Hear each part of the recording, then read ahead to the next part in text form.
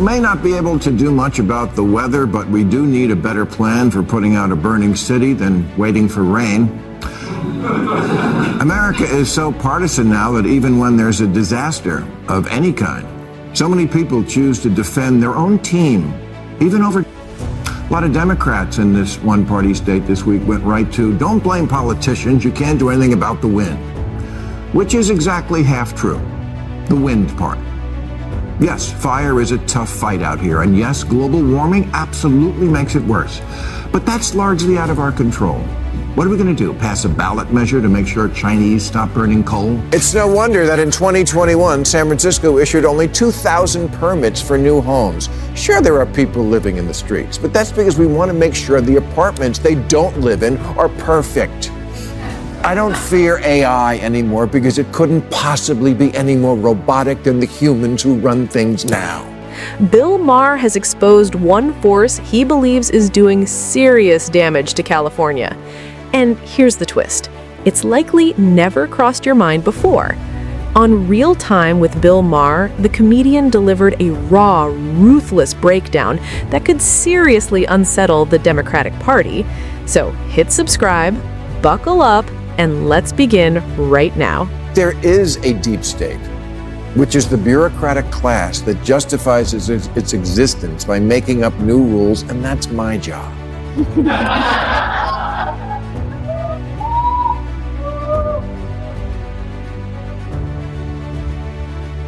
It's the vast network of regulators, administrators, inspectors, contract reviewers, project managers, fee assessors, special commissioners, zoning officers, and consultants whose jobs seem to be to make sure nothing ever happens and then charge you for it. Bill Maher zeroed in on what he believes is the single biggest force holding California back: its deeply entrenched one-party system. According to Maher, party loyalty has become so dominant that many voters prioritize labels over leadership performance. He argues this blind allegiance has hollowed out accountability, allowing poor leadership to survive election after election without consequence. In his view, this isn't just a California problem, it's a warning sign for the party nationally. Maher goes further, warning one-party dominance breeds bloated bureaucracies with little incentive to reform or improve. Agencies multiply, rules pile up, innovation stalls, costs rise, and services decline. His point is blunt. When power goes unchallenged, it stops serving the public. San Francisco, the city's so nice you'll step in poop twice.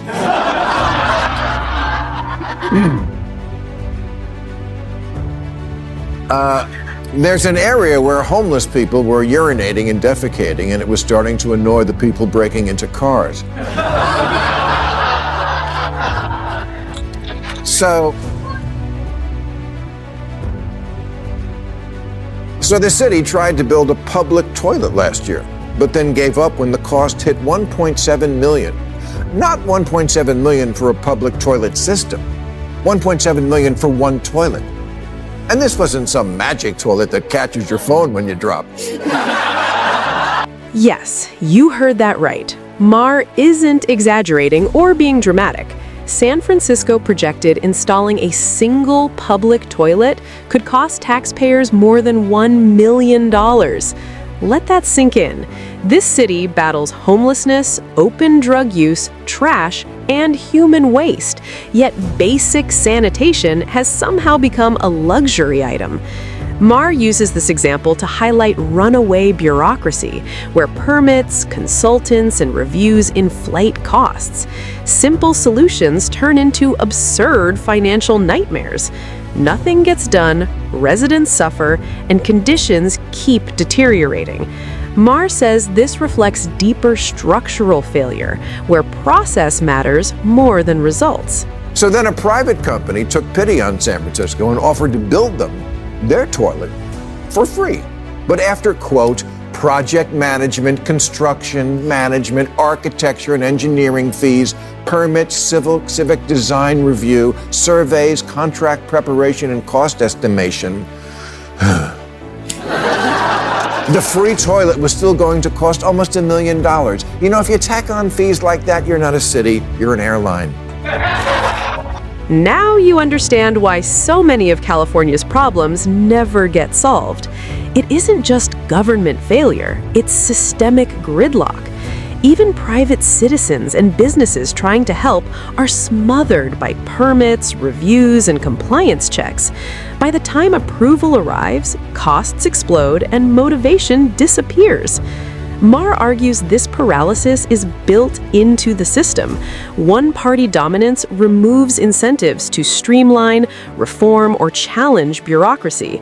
Bureaucracy becomes self-protecting rather than problem-solving.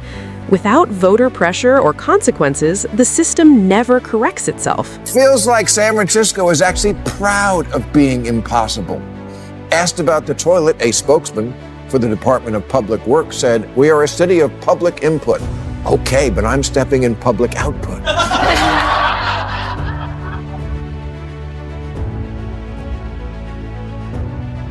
Meanwhile, the median time to get approval to build a house there is 627 days. That's 217 days longer than it took to build the Empire State Building. You need 87 permits, 15 from the Planning Commission, 26 from the Public Utilities Commission and the Fire Department, 19 from building inspectors, 17 from the Public Works, 10 related to public spaces, and 1 from a guy in a t-shirt that says Federal Boob Inspector. Costly doesn't begin to describe the situation. Reports claim building one public toilet requires 87 permits. 87! At that point, the system looks unable to correct itself. Maher says this reflects leadership obsessed with optics instead of hands-on governance. Cutting red tape and demanding results gets ignored for speeches and symbolism. The result is crumbling infrastructure, public health crises, and wasted taxpayer money. This is what happens when style beats substance. No wonder that in 2021, San Francisco issued only 2,000 permits for new homes. Sure, there are people living in the streets, but that's because we want to make sure the apartments they don't live in are perfect. I don't fear AI anymore because it couldn't possibly be any more robotic than the humans who run things now. California is drowning in housing problems, and that crisis is a major reason homelessness keeps spiraling out of control. San Francisco is the clearest example. With over 870,000 residents and a housing deficit near 82,000 homes, the city approves just 2,000 housing permits per year. That math simply doesn't work. At this pace, the shortage isn't being solved, it's being locked in for generations. Maher's larger question is unavoidable. How can California fix its housing crisis under these conditions? Sky-high costs, endless regulations, zoning restrictions, and neighborhood veto power choke construction before it begins.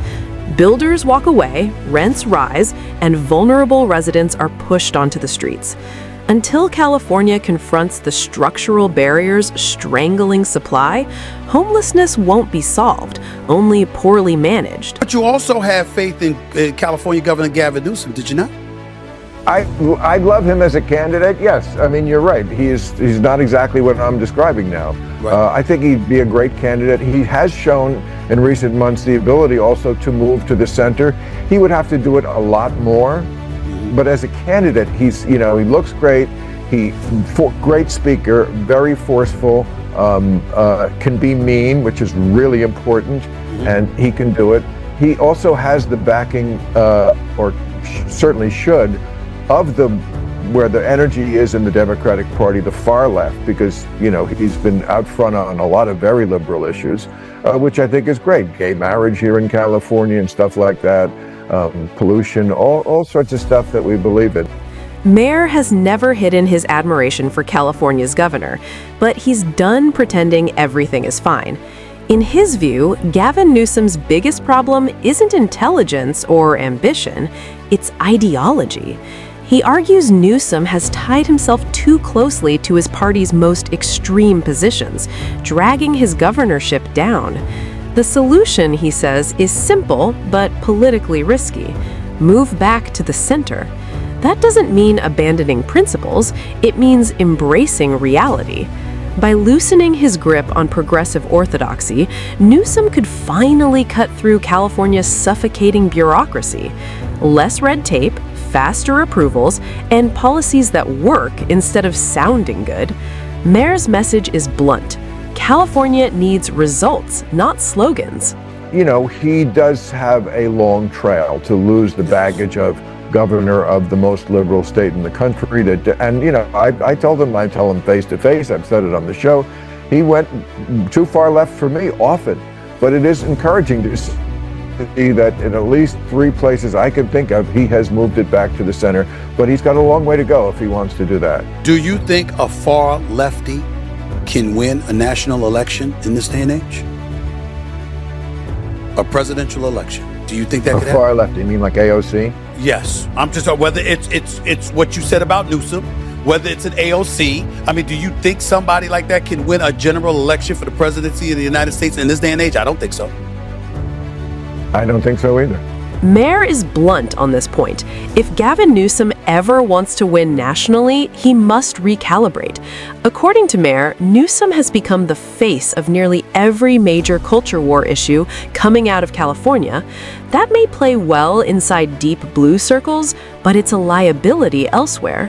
Swing voters in the Midwest, the South, and parts of the Northeast don't respond the same way.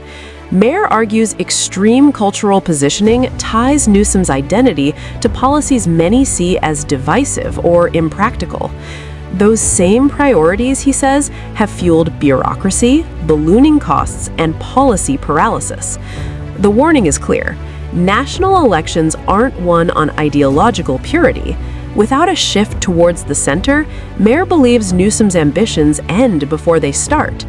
May not be able to do much about the weather, but we do need a better plan for putting out a burning city than waiting for rain. America is so partisan now that even when there's a disaster of any kind, so many people choose to defend their own team, even over. A lot of Democrats in this one-party state this week went right to, don't blame politicians, you can't do anything about the wind. Which is exactly half true. The wind part. Yes, fire is a tough fight out here, and yes, global warming absolutely makes it worse. But that's largely out of our control. What are we going to do, pass a ballot measure to make sure Chinese stop burning coal? Maher then turns to the fires that tore through California's Palisades, and his criticism sharpens. He acknowledges fires are complex, driven partly by weather and climate conditions beyond control. But Maher refuses to let leadership off the hook. According to him, those realities don't excuse a sluggish, poorly coordinated response. Years of mismanagement and bureaucratic paralysis left the state unprepared. Fire prevention was inadequate, response systems tangled, and resources deployed too slowly. For Maher, this wasn't just a natural disaster, it was a stress test, and California failed it. When government obsesses over process, crisis response collapses and people pay the price. CEOs ran a story on how getting the water out of the hydrants in Pacific Palisades was more complicated than it seems. I'm sure it is. I'm sure it's very complicated. That's why I pay 13% of my income in this state every year to people who I assume were working on things like this. When you stitch all of this together, Maher's argument becomes impossible to ignore. California's problems aren't random, they're self-inflicted. A one-party system has bred complacency, bloated bureaucracy, and leadership focused on optics over outcomes. From million-dollar toilets and 87 permits to a housing crisis no one fixes, the pattern repeats. Endless process, zero urgency, and no accountability. Maher isn't attacking California because he hates it, he's criticizing it because it's being wasted. A state with unmatched wealth, talent, and influence is strangled by its own rules. His warning to Newsom and Democrats is blunt. This model doesn't scale nationally. Voters won't tolerate performative governance while real problems fester.